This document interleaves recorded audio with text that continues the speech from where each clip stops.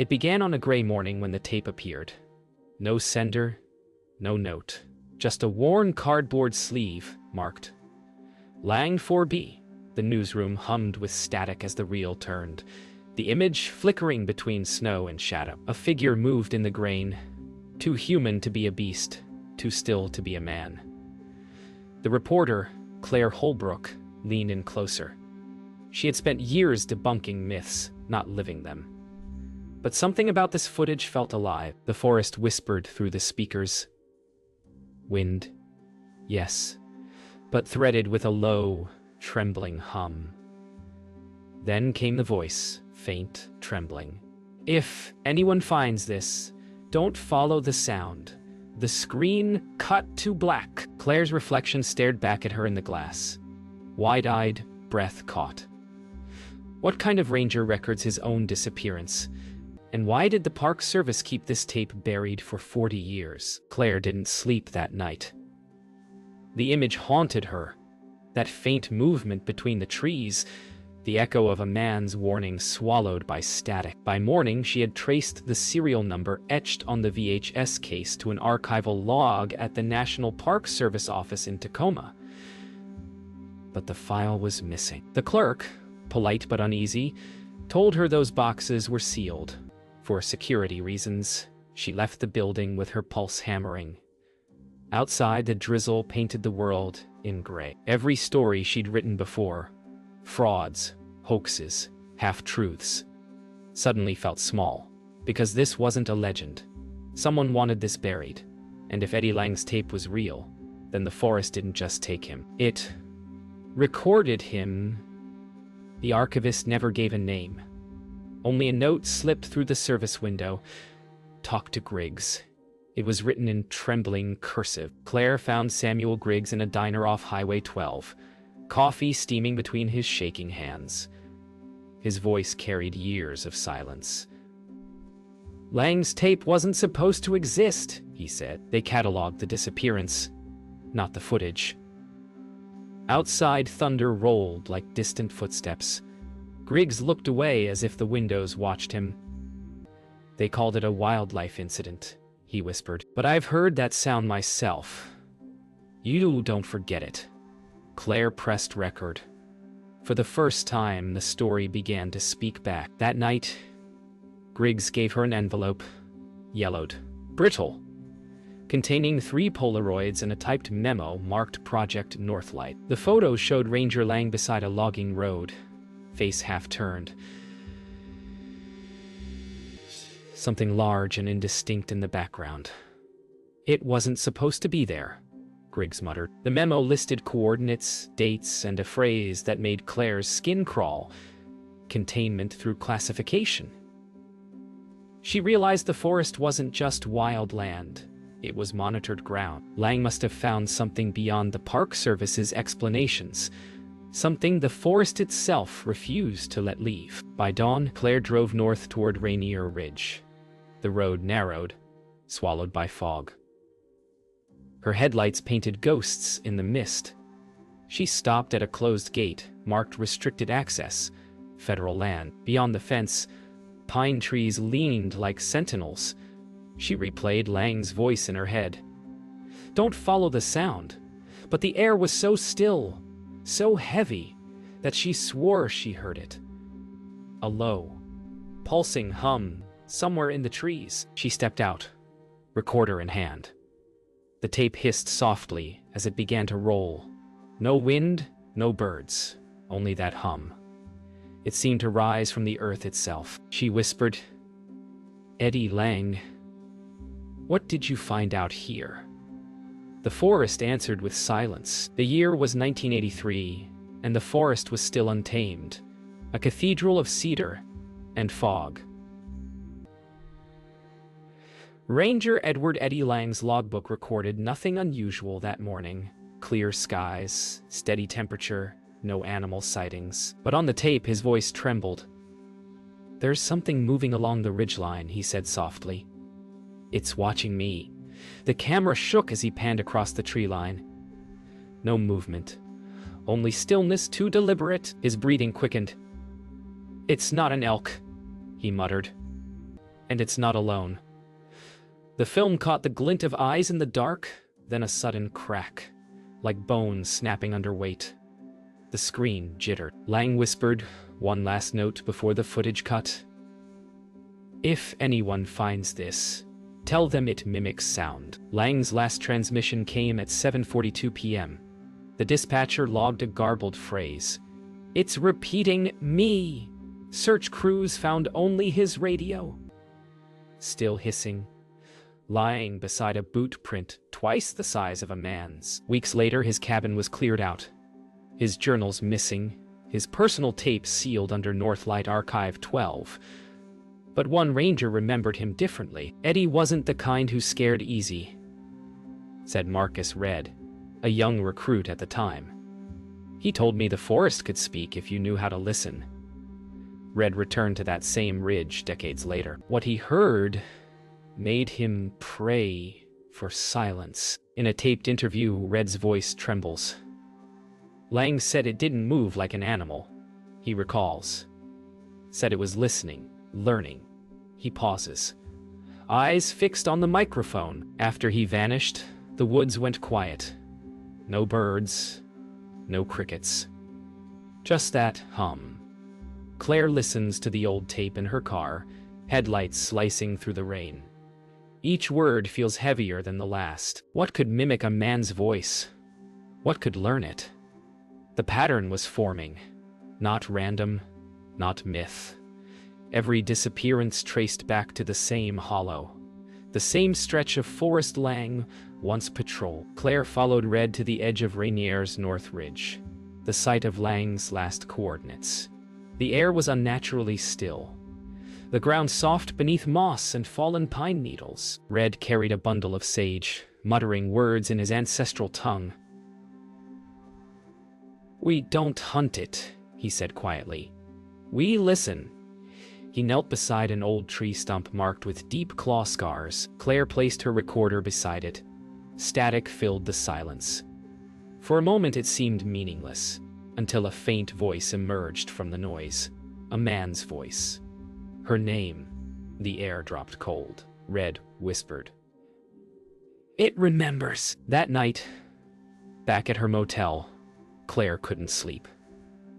The recorder sat on the table, still humming softly. Though it was turned off, she replayed the track. Beneath the static, there it was again. A whisper shaped like her own voice. She froze. The same tone, the same rhythm. "Don't follow the sound," it repeated. She dropped the recorder. Outside, the neon sign flickered, casting blood-red light through the blinds. In the reflection, she thought she saw someone standing behind her. Still. Silent. Listening. But when she turned, the room was empty. Only her reflection remained, staring back from the window. And it smiled before she did. The video was old, warped, and unstable. But Dr. Lena Weiss knew what she was seeing wasn't a glitch. Frame by frame, she advanced the footage on her editing console. Each flicker revealed the shape of something pacing behind Lang, always just at the edge of sight, never fully visible. "Whatever this is," she said softly, "it's aware of being watched." Claire leaned closer, her pulse drumming. The sound pattern, when slowed, carried frequencies below human range. Something alive, reverberating beneath the forest noise. Lena looked up, her expression hollow. "He didn't record this by accident," she said. "He was documenting contact." Lena filtered the sound, isolating the sub-harmonic tone. The waveform shuddered into an unnatural rhythm. Too precise, too patterned. "It's like language," she whispered. She fed the audio through translation software, but the result was nonsense, more pulse than word.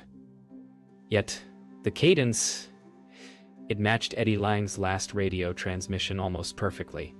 Claire's stomach twisted. "You mean it's repeating him?" Lena nodded slowly. "No, it's answering him.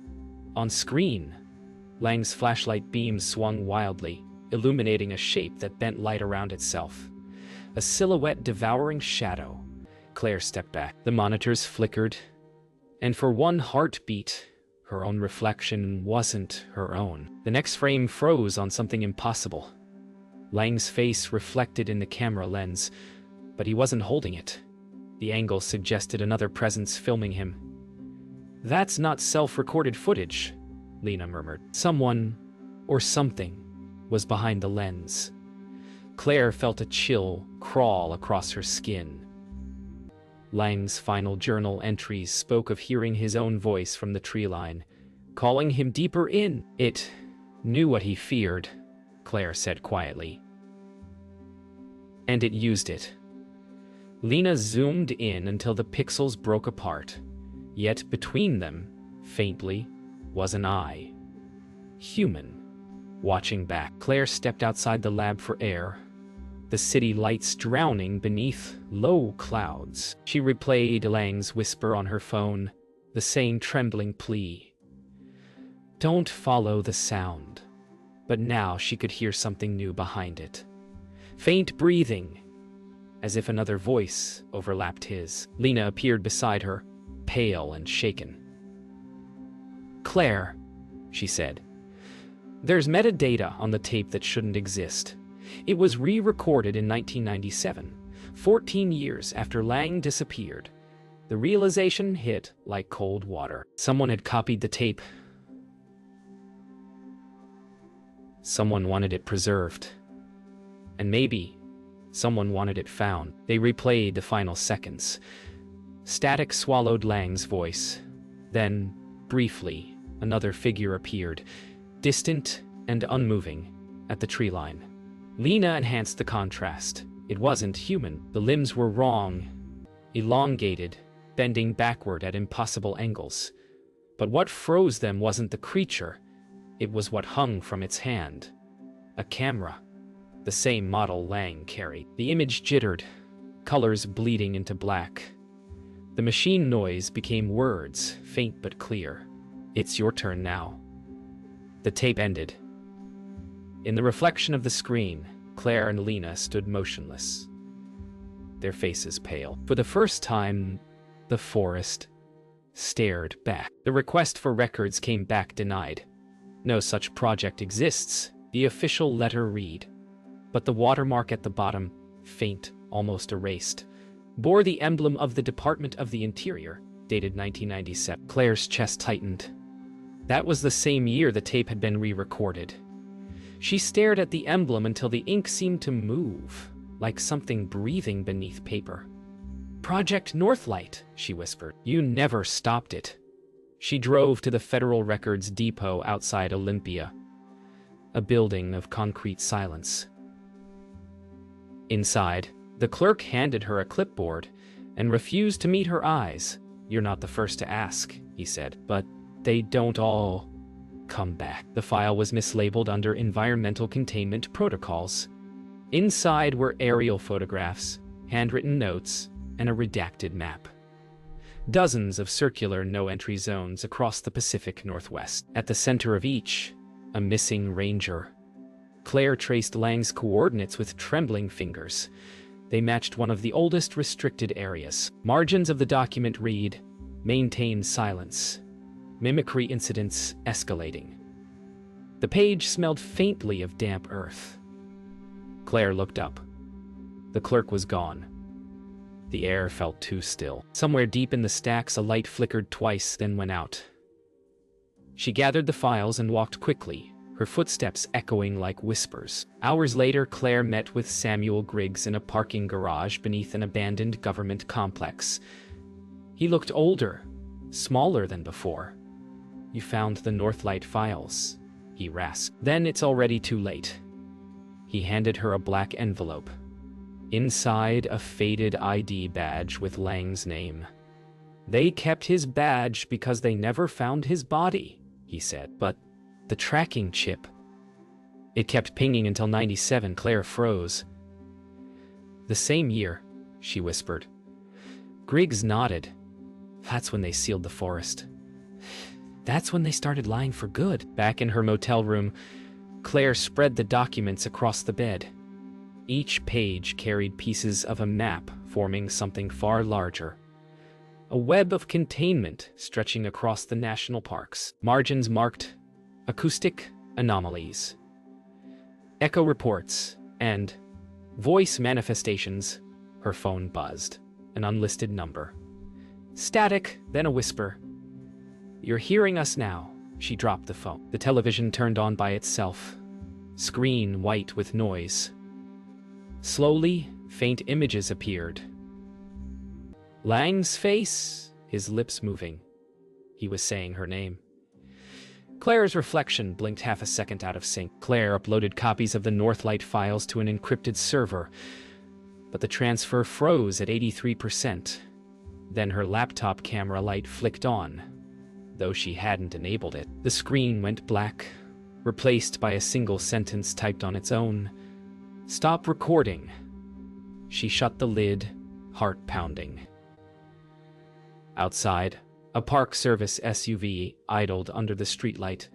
Two silhouettes sat inside, unmoving. Claire pulled back the curtain. One turned its head toward her window, its face pale, stretched, familiar. The engine cut off. Silence swallowed everything.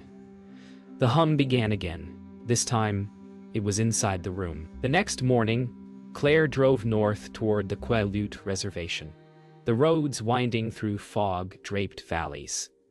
She had arranged a meeting with the tribal historian, Marcus Red, the only man still willing to talk on record. His ancestors had lived in those forests long before the Park Service drew its boundaries. "We called them the listeners," he said. "Not beasts, not spirits, echoes that learned to wear faces." He led her to a fire pit surrounded by carved totems weathered by centuries. "They don't hunt," he added softly. "They mirror."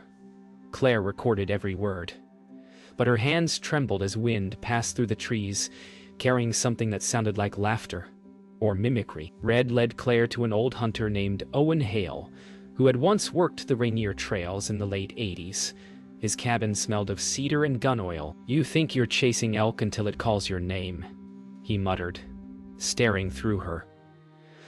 "That's when you run." He showed her claw-marked trees and plaster casts of prints that seemed too human. "They don't leave blood," he said. "They leave silence." Claire noticed the rifle by the window was rusted, unfired for years. "I stopped hunting," Hale said, his voice cracking. "When you hear yourself crying out there, it's already too late." That evening, Red took Claire deep into the forest, where he said Lang's patrol once ended. They found a half-collapsed observation post, moss choking its walls. Inside, graffiti covered the planks, dozens of handprints in soot and mud, some small, some enormous. "Lang wasn't alone," Red murmured. Claire shone her flashlight on the floor, a single word carved into the wood.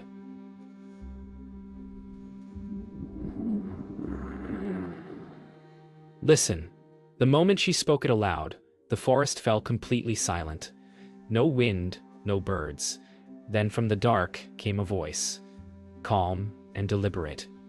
It was Red's voice, but he hadn't spoken. Later, by the fire, Red told her of the old tales, of the echo walkers who came when the forest was wounded. "They wear the memory of anyone who vanishes here," he said. "That's why they sound like us." He looked into the flames, eyes glassy. "Lang didn't die. He was taken into remembering." Claire asked what that meant, but he only shook his head. "If it speaks your voice, it already knows your fear." The recorder clicked softly as the fire hissed. Somewhere beyond the trees, a new sound rose. Soft, rhythmic, unmistakable. Two voices, both hers, whispering in unison. The next day, Red was gone. His footprints led halfway down the trail, then stopped abruptly in the mud. Claire called his name until her throat burned, but only echoes returned. Her own voice answering from somewhere deeper in the woods. She turned to run but froze. At the tree line, something stood watching. The same height, the same build, even the same jacket. For a moment she thought it was Red, then it smiled, not kindly, but knowingly. She lifted her camera. The shutter clicked. When the flash cleared, the figure was gone, leaving only the hum that Lang had warned her about. It pulsed once, twice, like a heartbeat. Then it began to mimic the sound of breathing. 2 days after Red vanished, an anonymous message arrived in Claire's inbox. No subject, no text, just a video file titled long4c.mp4. Her heart stuttered. The thumbnail showed the same forest clearing where she had stood days earlier. When she hit play, the footage was clearer than Lang's original, high definition, stable, recent. The timestamp read 2025, 10:02. In the distance, fog moved against the wind. Then a voice echoed, her own, saying, "Don't follow the sound." The camera tilted down. Fresh boot prints pressed into the mud. Her sighs, her tread. Someone had filmed her from behind the night she lost Red. She hadn't been alone. She sent the clip to Dr. Lena Weiss, who ran a frame-by-frame analysis. The metadata confirms it. Lena said over the phone, her voice trembling, "This isn't an old tape. It was uploaded from within the Park Service network last week." Static bled into the line, and Lena's words warped mid-sentence. "Claire, it's watching through." The call cut. Claire replayed the file. In the final seconds, the camera turned to face the lens itself, showing not a reflection, but a mirror image that moved a fraction too late. Her stomach turned cold. It wasn't filming her. It was imitating her. By morning, the video had leaked online. It spread faster than any news story she'd ever written. Reposted, dissected, debated. Some called it a hoax. Others said it proved everything. Hashtags multiplied. The Park Service issued a single-line statement.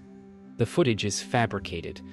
But hours later, the agency's official site went offline. Then came the disappearances. Hikers, vloggers, thrill seekers who ventured into restricted zones chasing viral fame. They vanished without a trace. The internet began compiling their last clips, and one thread chilled Claire to her core. Each video ended with the same sound. A low hum, building, steady, breathing. Claire visited Lena's lab again, but the door was open, the lights still on. A half-finished coffee sat beside the monitors. The footage from Line 4C looped silently across every screen. In one corner, the security feed showed Lena sitting at her desk, time-stamped 2 hours ago, except in the live camera. The chair was empty. Claire leaned closer. Lena's recorded self turned slowly toward the lens. Then, with impossible timing, so did the reflection on Claire's monitor, a second face moving milliseconds too late. "Lena," she whispered. The reflection smiled. The hum began again. Claire fled into the night, her recorder still running. Every sound felt wrong. The wind repeating itself. Footsteps that didn't belong to her. She reached her car, hands shaking, and hit record. "If anyone hears this, don't come here," she whispered. "It's not a story anymore. It's alive." Behind her, branches cracked, the rhythm perfectly matching her breathing. She turned the camera toward the trees. Something stood there, tall and motionless. For the first time, it stepped forward, its outline flickering like a skipped frame. Then it spoke, her own voice, calm and perfect. "Stop recording." The camera fell. By dawn, Claire's footage had already spread across encrypted networks. Journalists, cryptid hunters, conspiracy channels, all dissecting the final frame. But no one noticed what she saw. In the reflection of her car window, just before the video cut, a second landscape appeared. Forest turned upside down, trees bending toward the sky like veins. She recognized the location from Lang's map. It wasn't just an image, it was a doorway. When she reached the ridge again, the gate stood open, chains rusted through. The hum was no longer distant. It surrounded her, rhythmic, almost mechanical. Then, faintly beneath it, came a voice. Her own, recorded weeks ago. If anyone finds this, don't follow the sound. The deeper she went, the quieter the forest became. Her flashlight beam fractured through fog like glass. Each step echoed back a half-beat late, as if someone followed precisely in rhythm. She aimed her camera at the trees, and the lens fogged over from the inside. Wiping it clear, she froze.